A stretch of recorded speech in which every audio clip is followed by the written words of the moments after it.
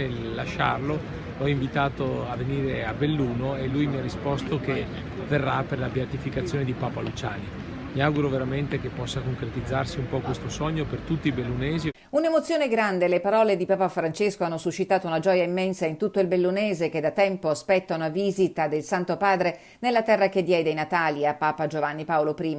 Il pontefice ha fatto riferimento alla beatificazione di Albino Luciani, che è già diventato venerabile. La causa di canonizzazione è in corso oramai da anni e ora c'è quel passaggio che la Chiesa richiede, cioè l'approvazione di un miracolo che si sa essere accaduto in Argentina, nella diocesi di Buenos Aires, e la Curia romana sta valutando la presunta guarigione.